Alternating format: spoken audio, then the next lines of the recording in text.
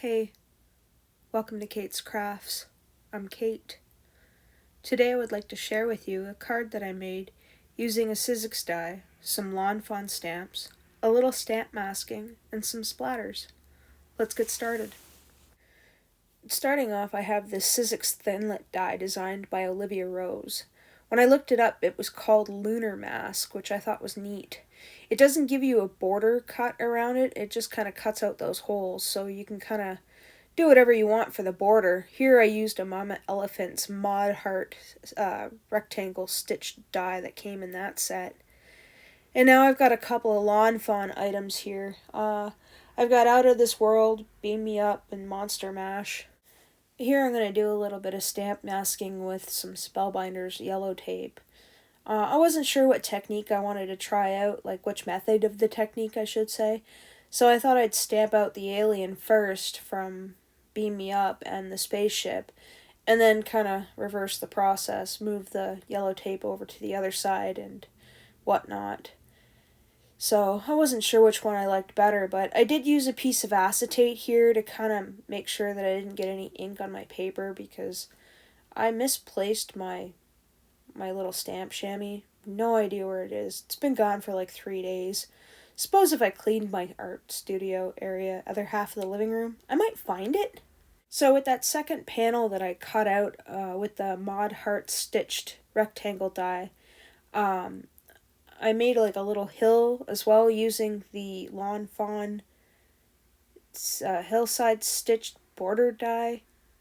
Yeah, that's a mouthful. Anyway, I'm lining everything up, and with this Mod Heart stitched die, rectangle die, not the edges aren't the same all the way around, so you kind of gotta really pay attention to how you line things up when you glue them together, because I've made the mistake of gluing them wrong or cutting them wrong, and it can get quite frustrating, but I wanted to keep the pattern continuous, so what I did was I made a stencil of the lunar mask, and I'm just kind of taping that off with some extra yellow tape here, and I'm going to lie that on top to be able to ink blend onto everything. So I'm taking some black soot, and I'm going not too heavy-handed, but enough to make it dark in the front, and I'm going to go around the bottom to make sure that I get all the little tiny craters there, so that way I can create depth on the foreground. And now I'm going to take that panel that I cut, and I'm going to just take whatever's left on my brush here and kind of go over the background. I didn't want the background to be light like the foreground. I wanted to show a little dimension by creating darkness in those craters that are in behind. So they're not overly dark, but you'll notice that they're not as light as the rest of the moon scene, if you will. So here I've got some really old Krafts Smart pigment dye. I always forget I have this one, so I thought I'd use it, and then I decided, well, I'll take some of these Iridescent Watercolours by Fine Tech and maybe give it a little bit of splatter. So I thought that might be nice as well to kind of, I mean, you're not really going to see it in the background, but maybe you will through the little holes. But I was feeling kind of splattery, you know, so I thought I'd do that. And I'm just taking the black soot again. I think I really need a re-inker for this one because it was kind of a struggle to do. So I'm taking the leftover of the little gold shimmer stuff here from my Fine Tech watercolor iridescent palette, and I'm going to mix it in with some of that black. And that way the black can have like a little gold shimmer. The paper that I used for this panel is a white gold shimmer by Recollections, which is really nice in the light. So once I'm done with that, I'll set that aside, and then I'll pull in that panel again and kind of do a little bit more splattering. Now, you can skip this part if you want, but some people like the coloring. I'll try to remember to put the timestamp in the description box below if you want to skip this one out. But here I've got some B63, C3, and B60, and once I'm done coloring out the bodies of the ships, I will switch those guys out.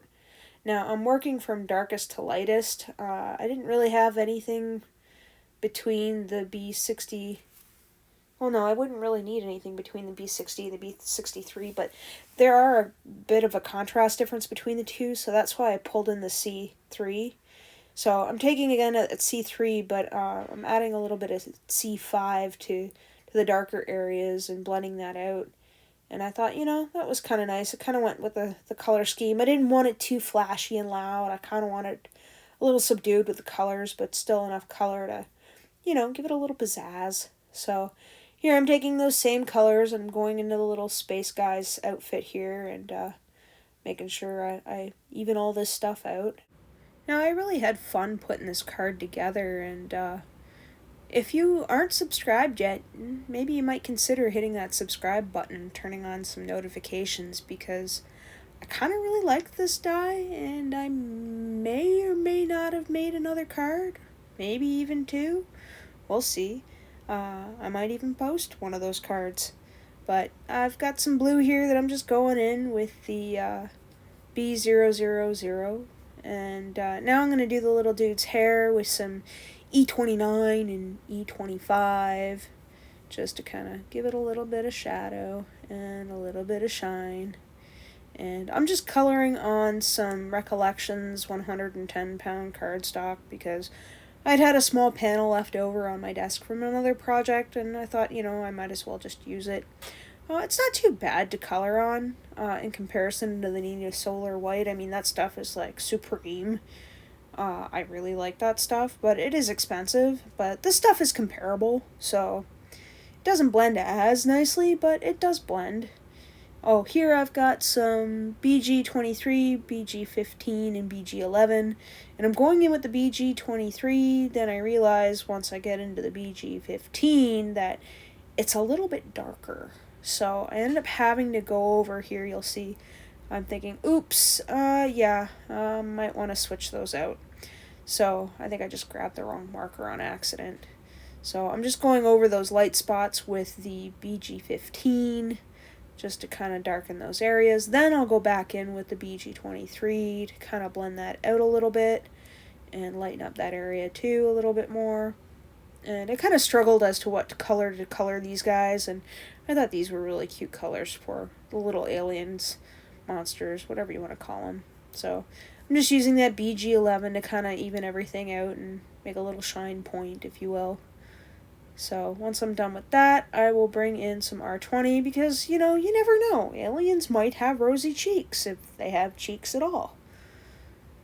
So now that I've got that set aside, I'm going to pull out the liquid glue, and I'm going to put glue all over the backside of this lunar mask crater cutout. So, I don't know, this die, it speaks to me. I mean, I could think of quite a few ideas to use. I don't know, according to the research that I did, it's from Chapter 1 from 2021, and it can be used to cut, emboss, stencil. It can be used on cardstock, paper, metallic foil, and vellum. And the size of it's 3 7/8 inches by 4 7/8 inches. And it's on Sizzix.com on sale. I forget the price. As well as Scrapbook.com for those of you in the United States. And it is still on the Paper Crafters Workshop in Canada, in Ontario, Canada here, for those of you in Canada that are interested in this die. I don't know, I really like it. I think it's interesting and it's different. And I don't know, so many ideas just come to mind. So maybe turn on notifications in case I do go nuts by making a whole bunch of cards with this panel die. So here I'm just taking whatever's left of my black soot and going around the edges just to kind of give it a little dimension. So the edges aren't completely, stark white, stark gray. I found that I needed a little bit more of this, I believe it's Hickory Smoke, yes, around the white because, you don't want it too stark in contrast to the background. And I get a little fancy with the background, something that I don't normally do, and you'll see here in a bit. So I'm just going around the edges, adding in what I think I need to, and this is another one I probably need a re-inker for. I've got quite a few Oxide inks, and I'm hoping like maybe for Christmas somebody will just buy me a big bulk set of re-inkers. I don't even care at this point if I don't have the colors. I'll eventually get them. Oh, I did cut out a banner die here with, I believe it was, yes, "Take me to your cake." I thought that was kind of a funny saying for a birthday card with a bunch of aliens and a little space dude. You know, maybe this is Ziggy Stardust and he's playing his guitar on the moon or something like that. Sorry if you don't get the reference, but if you do, you never know. Maybe he is playing his guitar. So I'm kind of being a little extra by Frankensteining all of these little pieces of foam tape on the back of my little guy here. I don't know what it is. It's kind of fun puzzle piecing all these little tiny bits. It's kind of relaxing. I don't know. I hate foam taping everything down, but at the same time I secretly enjoy it. I also enjoy how it looks afterwards. Anyway, I digress. So once I've got all those guys down, I'm going to peel off the back sides and just kind of flick the paper haphazardly all over the place until I decide to get this little bowl. Now this little measuring cup bowl I got in a set, my best friend brought it back from me from one of her trips to the States, I think it was. And I thought they were just so cute. The other ones are in my room, but this one stays on my craft desk so my friend can kind of hang out with me when I'm crafting. So I've got a little bit of foam adhesive here, tape runner, derp, and I'm putting it on the back side of the little critter here so that it kind of gives it a little bit of a difference in height, because it's just paper thin that I've got that he's kind of half on, half off. And I find that this tape runner adhesive is just a little bit thick, so it kind of keeps it from totally dipping down if I double up on it. And of course I gotta put a little bit of glue on the back side of the double-sided foam tape because, you know, like they say, the foam sticks right away and the glue kind of doubles it down to hold it for a long term. Or so I understand. So once I've got everybody stuck down and they're in their positions, and I kind of wish I would have had a guitar for the little space guy now. Maybe Lawn Fawn needs to make musical instruments for their critters. Wouldn't that be funny? Hey Lawn Fawn, maybe you should try some musical instruments for the critters again. Like maybe some guitars and a drum set or something. That'd be hilarious. Anyway, I could think of a whole bunch of other stamps that would be neat with all these critters, but I'm sure you could too. Anyway, I've got a little Sakura Stardust pen that I'm going around the little spaceship dots and the little gear on the spaceship, or the space guy, you know what I mean. This is too many words to say at once with the spaceship without saying the the wrong word. Gotta keep it G-rated, right? Anyway, I'm going around with the colors here, you know what I mean, and the white gel pen. I think this was a 0.8 that I used. I probably could have used the 1.0, the 10,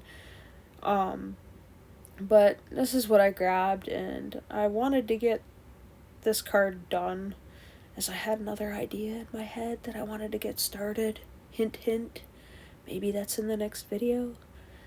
So once I'm happy with all the little dots and lines and dashes, I will put that off to the side, and we'll work on the background now. The background. Oh, once I trim this little bit off. So, yeah, I'm happy with that. I really like this. I think it turned out pretty cool. So I didn't really much care for the gray on white, so I had this like cobalt blue or navy blue or this dark blue color. So I trimmed it down so there's like 1/8 of an inch around my border just to kind of offset it, and I thought that was kind of nice. I haven't never done this before, so it was kind of like, oh, maybe I should try it. Oh, can we take a minute just to appreciate this 40mm double-sided adhesive? I kind of giggled maniacally when I saw this and put it in my cart. I hadn't realized that they made tape so wide. And as I was putting this together, I was just like, where have you been all my life? This is just huge. I don't have to cut so many little pieces now for background panels, and I gotta appreciate it. I really like this tape, and I think for my background panels, I might just pay the extra money for it because it is so easy to use. Except for when you got a little bit in the middle. I probably didn't need a little bit. This is the 40mm one, and then I also got the 12mm one because I was out of it. I believe that's a 1/2 inch. Not sure how big 40mm is. So maybe 2 inches, 3 inches? I don't know. I don't know how to convert centimeters to inches. I know inches, I know centimeters, but to convert the two or put those two side to side, I don't know. I always need a little app, or not an app, but a web page to tell me the difference between yards and feet and, centimeters and meters and light years and speed of light. Anyway, so I've got that panel down. I'm going to move stuff around while I look for something specific and forget about it. So I'm deciding, well, I'll just put the panel back on now. So I put a little bit of glue down just to kind of make sure everything adheres and, it's sticky for a long, long time. I'll grab it by the corners, line that up, and there we go. Take us to your cake. My card is done. And when you open it up, it says, "To my favorite earthling, have an out-of-this-world birthday." So if you've enjoyed today's content or found it helpful, please give this video a like. I also welcome you to subscribe as I post weekly. Here's another video I think you might enjoy. Thanks for hanging out with me today. Take care.